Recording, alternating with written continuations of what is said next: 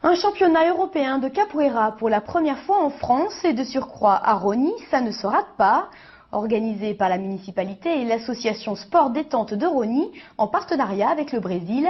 La deuxième édition de cette compétition s'est déroulée samedi et dimanche à la salle Omnisport. Une centaine de capoeiristes de 6 pays différents y a participé. Le championnat était ouvert à tout le monde, quel que soit le niveau et l'âge des participants. Au cours de cette manifestation, un stage était proposé pour découvrir et apprendre le deuxième sport national du Brésil, mais aussi la musique et le chant qui l'accompagnent. Regardez ce sujet de Karine Biarri. L'Italie, la France, l'Angleterre, le Portugal, l'Espagne, ainsi que 2 invités venus d'Israël et l'équipe partenaire brésilienne se sont confrontés pour tenter de remporter la coupe de leur catégorie. Selon les différents grades définis par les ceintures de couleur, les capoeiristes sont entrés tour à tour dans la roda. Jugés sur l'esthétique, l'intelligence du jeu, le nombre de touches portées, les fauchages ou les acrobaties, ils ont été évalués par un jury de maîtres de renommée internationale, comme le très respecté Mestre Burgess. Ce championnat est très important pour le mouvement de capoeira en Europe, un sport issu de notre culture populaire brésilienne. La France est le berceau de la capoeira ici en Europe. Il existe beaucoup de grands capoeiristes français et notre objectif est de développer de plus en plus la capoeira ici. Avoir le maître Burgess ici en France, c'est plus qu'un privilège. C'est pas tout le temps qu'on a la présence de maître. Donc de l'avoir ici présent entre nous, c'est quelqu'un super occupé, il voyage le monde entier. Donc de l'avoir ici, c'est vraiment un privilège. On apprend tout le temps, on pose des questions. Et c'est quelqu'un super communicatif, quelqu'un qui vit la capoeira. Donc pour nous, c'est super important. Surtout aujourd'hui, un des plus grands nombres de la capoeira pour moi.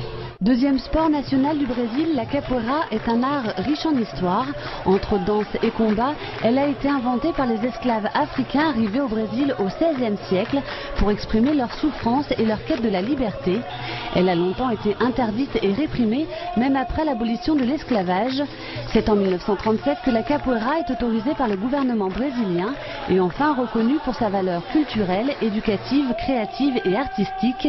Aujourd'hui enseigné dans les écoles du Brésil, ce sport s'exporte en Europe où il remporte de plus en plus de succès. Pues para mí esto significa bastante porque es un campeonato europeo y bueno pues yo empecé. Pour moi, ce championnat européen est très important. Ça fait 4 ans que je pratique la capoeira.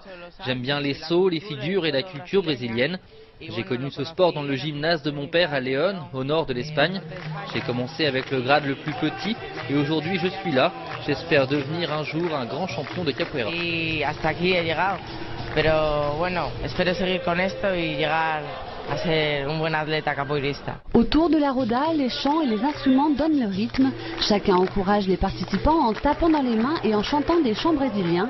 Une philosophie appréciée par les capoeiristes de l'association Sport Détente de Rosny. Il faut être souple, il faut avoir une bonne mentalité, il faut avoir un esprit de jeu et il faut avoir l'envie. Il faut faire de tout, il y a de la danse, il y a du combat, il y a tout, c'est un peu complet. Il y a du chant, il y a tout. Lors de ce championnat européen, les capoeiristes français se sont distingués. La prochaine compétition se déroulera à Rio de Janeiro en janvier prochain pour les championnats du monde, avec, on l'espère, la présence de capoeiristes rhonéens.